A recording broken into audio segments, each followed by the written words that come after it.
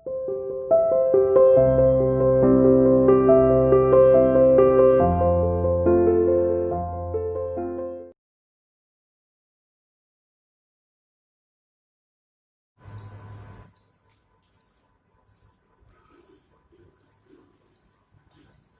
Morning students, how are you? You are welcome to CR international online classes.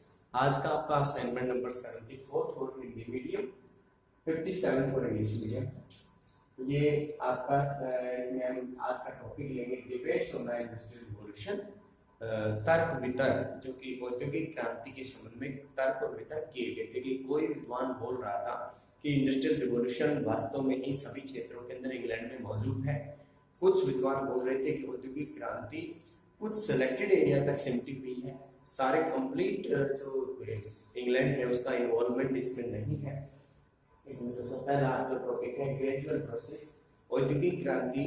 सबसे पहला बिंदु ये बताया गया है कि धीरे धीरे, बहुत ही धीरे धीरे आगे बढ़ रही थी। इसमें 2 से 3 शताब्दियों तक इसमें विस्तार देखने को मिला और फिर भी पूरे मतलब कवर एरिया जो था पूरे इंग्लैंड को इसने कवर नहीं किया था। तो इसमें ये बात जाहिर की जाती है कि जो ग्रेजुअल प्रोसेस है इसको औद्योगिक क्रांति ना कहें। औद्योगिक क्रांति हमें उस चीज को कहना चाहिए कि क्रांति वर्ड होता है एकदम से उद्भव हो जाना किसी चीज का, और ये धीरे धीरे प्रोसेस में आगे बढ़ी है, तो इसको हम औद्योगिक क्रांति नहीं बुला सकते हैं। Large area remain untouched up to 19th century. 19वीं सदी तक आते आते भी बहुत बड़ा एरिया ऐसा रह गया था जहां पर किसी तरह का कोई फैक्ट्री डेवलपमेंट नहीं था।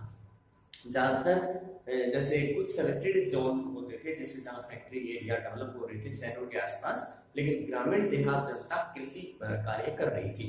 और इसलिए औद्योगिक क्रांति जब तक मतलब कंप्लीट जनता का मुख्य व्यवसाय फैक्ट्रियों के अंदर जाना आना हो जाए, या उसके अंदर फैक्ट्रियों में काम करना अधिकारी के रूप में, कर्मचारी के रूप में, किसी भी तरीके से टेक्निकल नॉन टेक्निकल जो भी स्टाफ है, तो उसमें अगर प्रत्यक्ष रूप से वो भागीदारी करते हैं तो माना जा सकता है। और यहाँ पर जनता कृषि कार्यों में भी बड़ी संख्या में लगी हुई थी। इसलिए औद्योगिक क्रांति कुछ विद्वान मानते हैं कि इसके अंदर बहुत बड़ा इलाका ऐसा था जो कि 19वीं सदी तक आने के बावजूद भी वहां पर किसी तरह का उद्योग मतलब नहीं हुआ था, उद्योग या खदानें वगैरह नहीं लगे हुए थे।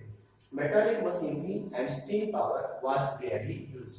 मेटालिक जो है मशीनें, ज्यादा मात्रा में जो मशीनें हैं उनका इस्तेमाल बहुत ज्यादा मात्रा में नहीं हो रहा था, और स्टीम पावर यानी भाप के इंजन का इस्तेमाल भी बहुत कम क्षेत्रों तक 19वीं सदी में भी बहुत कम क्षेत्रों तक देखने को मिला। उससे पहले 18वीं सदी के अंदर और भी कम था, 17वीं सदी में और भी कम था। इसलिए इसको औद्योगिक क्रांति कहना ज्यादा उचित नहीं होगा। Britain tried to do 2 things. Britishers लोग 2 मुख्य रूप से कार्य कर रहे थे।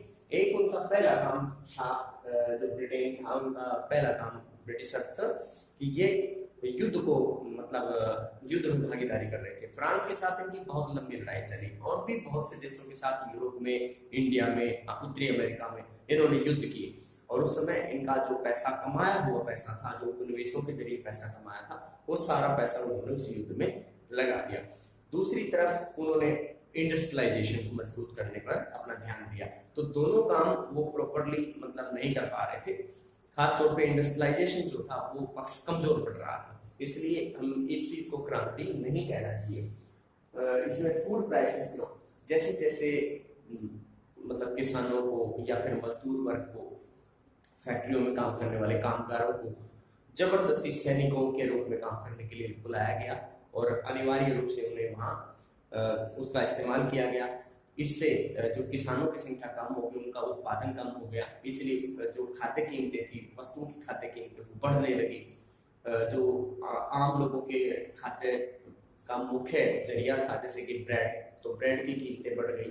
तो इससे बड़ी बहुत अफरा तफरी का माहौल बन गया। नेक्स्ट है revolution word is too limited. Revolution word को बहुत ही सीमित अर्थ में यूज किया गया है। रिवॉल्यूशन वर्ड बहुत से क्षेत्रों के अंदर इस्तेमाल हो सकता है, कोई सिर्फ औद्योगिक पक्ष ही इसका नहीं हो सकता कि औद्योगिक विकास हो गया तो भी हम उसको क्रांति कहें। इसके साथ साथ और भी गतिविधियां चल रही होंगी, कल्चरल डेवलपमेंट भी हो रहा था, सोशल में भी बदलाव आ रहे थे, सामाजिक बदलाव भी आ रहे थे। समाज के अंदर, जैसे कि कुछ क्षेत्र ऐसे भी थे, जैसे मटका निर्माण के अंदर बहुत तेजी देखने को मिली, वस्त्र निर्माण में तेजी थी, तो उसके साथ साथ मटका निर्माण में भी तेजी आ रही थी। इसके बाद है हिस्टोरियंस M.E. मुशॉन।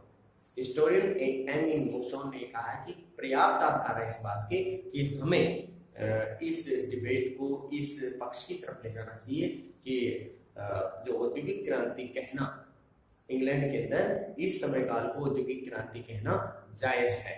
और ऐसा मतलब वो क्यों कह रहे हैं, क्योंकि उनको लगता है कि औद्योगिक क्रांति मानने के सभी पक्ष यहाँ पर मजबूती से प्रूव हो रहे हैं। इसके अंदर आप फिर एक बार इसको रिवीजन कर सकते हैं, डिबेट्स ऑन इंडस्ट्रियल रिवॉल्यूशन, कि इसके अंदर औद्योगिक क्रांति के पक्ष में या विपक्ष में तर्क वितर्क करने पर ये टॉपिक आता है।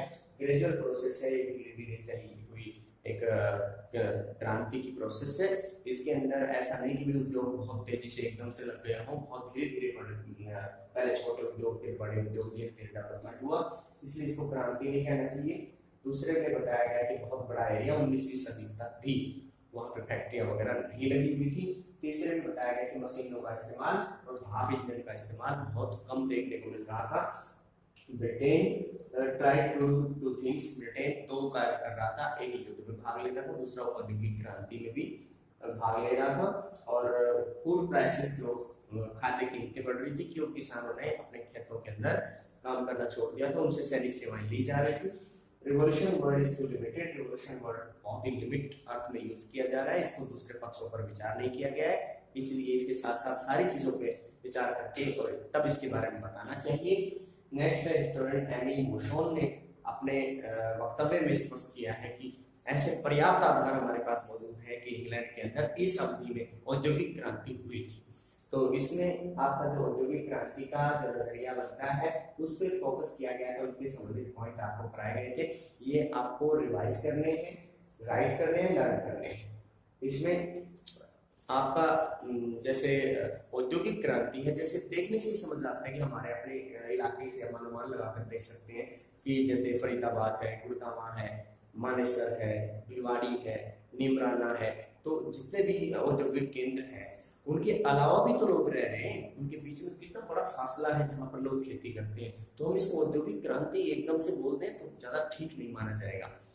और कुछ लोग जो सीमित अर्थ में इसका यूज करना चाहें तो वो मानते हैं कि बहुत बड़ी संख्या में हम लोगों को रोजगार दे रहे हैं और ये औद्योगिक क्रांति का ही परिणाम हो सकता है।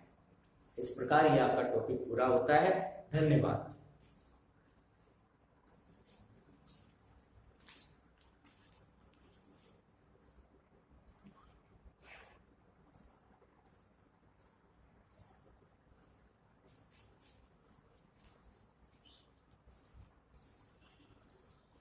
इसके अंदर आपका ये टॉपिक कुछ इश्यूज इसके ऐसे हैं जिनको हम फिर दोबारा से एक बार डिफाइन करना चाहेंगे।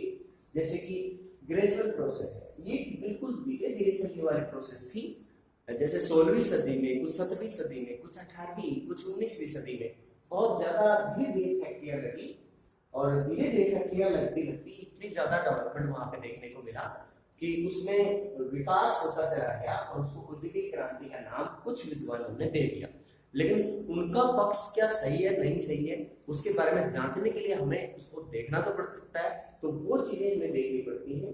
तो ग्रेजुअल प्रोसेस तो थी, लेकिन ग्रेजुअल प्रोसेस के साथ साथ और क्या क्या था? ग्रेजुअल प्रोसेस के लिए रेस्पॉन्सिबल क्या था, क्या रेस्पॉन्सिबल फैक्टर था उसके लिए? क्योंकि वैसे इंग्लैंड के अंदर सब मानते हैं औद्योगिक क्रांति सबसे पहले आई, लेकिन औद्योगिक क्रांति आने के जो रीजन वहां पे रहे, जैसे एक तो उनके पास पैसा बहुत था, पैसे की अधिकता की वजह से वो इन्वेस्टमेंट कर पाए फैक्ट्रियों के अंदर, फैक्ट्रियों में उत्पादन कर पाए, मशीनों को उत्पादन कर पाए। एक जो आविष्कारक जो वहाँ पे थे वो पूरे कंप्लीट यूरोप के आविष्कारक जो थे उनका लाभ इन लोगों को मिला, नई नई मशीनों को ईजाद कर पाए, इससे उत्पादन प्रक्रिया तेजी से आगे बढ़ी, इसलिए क्रांति हम इनको बोल सकते हैं। इसके पक्ष में मैं इसके पक्ष की बात कर रहा हूँ, लार्ज एरिया जैसे कि अगर हम इसी बिंदु के पक्ष में अगर बोलना चाहें तो इस तरीके से हम बता सकते हैं कि बहुत बड़ा एरिया था जो कि जहाँ पे औद्योगिक क्रांति का कोई असर नहीं था। लेकिन हमेशा हर जगह असर होना जरूरी तो नहीं है, कुछ एरिया ऐसे भी हो सकते हैं जहाँ पर क्योंकि जो खाद्य जरूरत है वो कैसे पूरी होगी, तो खेती के लिए भी तो क्षेत्र चाहिए, तो उसमें उत्पादन उनका भी तो जरूरी है।